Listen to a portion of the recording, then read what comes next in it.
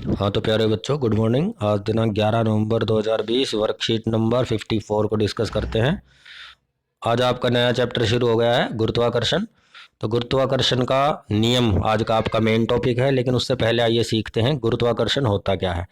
छोटी क्लासेस में आपने पढ़ा है कि एक ऐसा बल है जिस बल के कारण प्रत्येक वस्तु दूसरी वस्तु को अपनी तरफ आकर्षित कर रही है। इसी बल को हम गुरुत्वाकर्षण बल कहते हैं। और इस बल के बारे में सबसे पहले न्यूटन नाम के वैज्ञानिक ने बताया था। न्यूटन एक बाग में बैठे थे, सेब का बाग था वो, और उसने देखा कि एक सेब पका हुआ जो था वो टूट कर नीचे गिरा। तो उसके दिमाग में प्रश्न आया कि यह नीचे क्यों गिरा। इसका मतलब नीचे से किसी ने उसके ऊपर बल लगाया है, और यही बल गुरुत्वाकर्षण के नाम से जाना जाता है। और इसी बल के कारण हमारा जो ग्रह है पृथ्वी, वह सूर्य के चारों ओर चक्कर लगा रहा है। इसी बल के कारण चंद्रमा हमारी पृथ्वी के चक्कर लगा रहा है। तो इसी बल के कारण प्रत्येक वस्तु इस ब्रह्मांड में एक वस्तु दूसरे वस्तु के साथ आकर्षण बल में बंधी है। इसी बल को हम गुरुत्वाकर्षण बल कहते हैं। अब गुरुत्वाकर्षण का सार्वत्रिक नियम क्या है, ये ध्यान से समझना है, इंपॉर्टेंट क्वेश्चन आपका। इस नियम के अनुसार प्रत्येक वस्तु किसी दूसरी वस्तु को आकर्षित करती है, और उनके बीच का जो आकर्षण बल है वह उनके द्रव्यमान के समानुपाती है। द्रव्यमान मतलब उनके वजन के। जैसे मान लीजिए एक वस्तु ये है, एक वस्तु ये है, तो इनके बीच में लगने वाला जो बल है वह समानुपाती होगा इनके द्रव्यमान के। m1 पहले का, m2 दूसरे का द्रव्यमान। और उनके बीच की जो दूरी है, उनके केंद्र से दूरी मापी जाती है, सेंटर से, आपको दिख रहा होगा सेंटर पॉइंट। तो इनके बीच की जो दूरी है उसे हम d से प्रदर्शित करते हैं। ये d आपको दिख रहा है। तो उनके बीच की दूरी के वर्ग के, तो d उनके बीच की दूरी और उसका वर्ग, तो उसके व्युत कर्मानुपाती। व्युत कर्मानुपाती का मतलब है उसका उल्टा प्रभाव पड़ेगा। समानुपाती का मतलब है सीधा प्रभाव पड़ना, मतलब अगर उनका द्रव्यमान अधिक है तो बल भी अधिक लगेगा। और उनकी दूरी का व्युत कर्मानुपाती है, यानी कि उल्टा प्रभाव पड़ेगा। अगर दूरी घट जाती है तो बल बढ़ जाएगा, और अगर दूरी बढ़ जाती है तो बल घट जाएगा। तो यानी कि फोर्स, बल और दूरी एक दूसरे के उल्टे प्रभाव डालेंगे, और बल और द्रव्यमान समानुपाती हैं। तो इसको समझने के लिए मैं एक बार फिर से आपको बताता हूं। मान लीजिए दो वस्तुएं हैं, ये ए नाम की वस्तु है, ये बी नाम की वस्तु है, ये इनका सेंट्रल पॉइंट है। तो इनके बीच की जो दूरी है वो सेंटर से सेंटर तक की मापी जाती है, उसे हम डी से प्रदर्शित करते हैं। इसका जो द्रव्यमान है वो m1 है, इसका द्रव्यमान m2 है। तो इनके बीच में जो भी बल लगेगा, फोर्स, वो समानुपाती होगा इनके द्रव्यमान के, m1 गुणा m2। और व्युत कर्मानुपाती होगा इनके दूरी जो कि d है उसके स्केयर के। तो यही जो निष्कर्ष निकल के आया है, F प्रोपोर्शनल, ये समानुपाती का निशान है। और अगर इसको हम हटा देते हैं तो इसकी जगह पर एक स्थिरांक वहां पर आएगा। इंपॉर्टेंट पॉइंट है, उसे ध्यान से देखिए।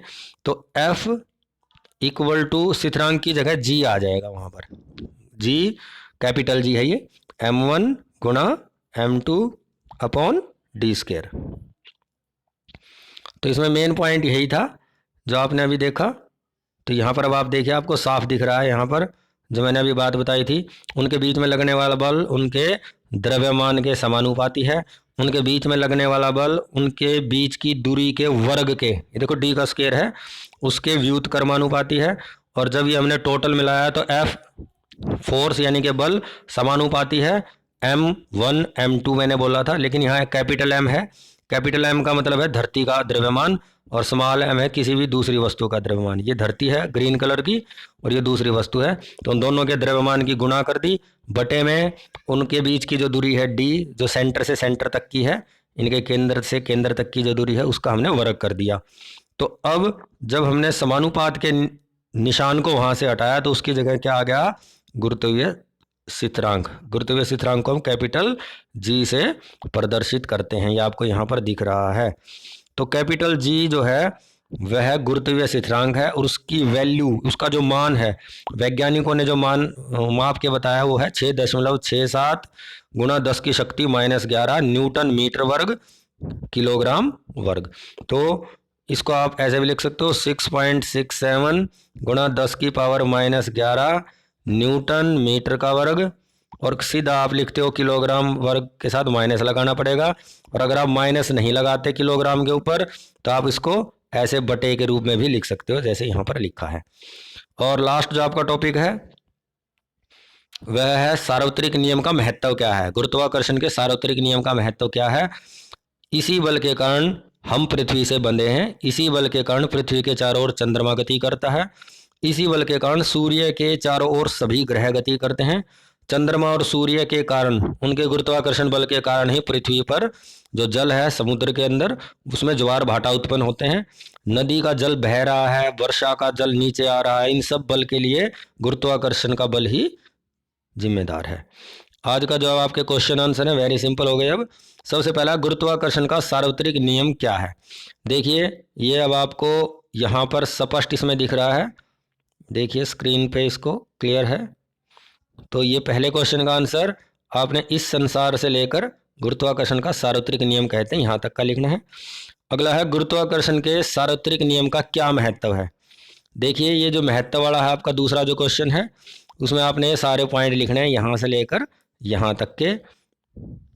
ये आपका गुरुत्वाकर्षण के सार्वत्रिक नियम का महत्व दूसरे क्वेश्चन का आंसर हो गया आपका।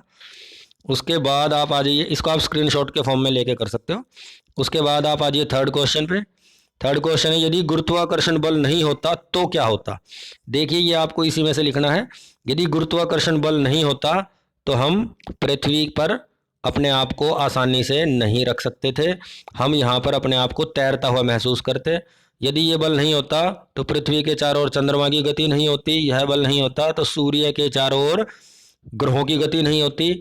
और एक सबसे बड़ी जो बात है, पृथ्वी का जो वायुमंडल है, यह वायुमंडल भी यहाँ पर नहीं होता। और इसी वायुमंडल के कारण यहाँ पर गैसें हैं, ऑक्सीजन गैस जो हमारे जिंदा रहने के लिए ज़रूरी है। तो अगर पृथ्वी का गुरुत्वाकर्षण बल समाप्त हो गया तो वायुमंडल यहाँ से चला जाएगा और ऑक्सीजन गैस हमें नहीं मिलेगी, अर्थात हम जिंदा नहीं बचेंगे।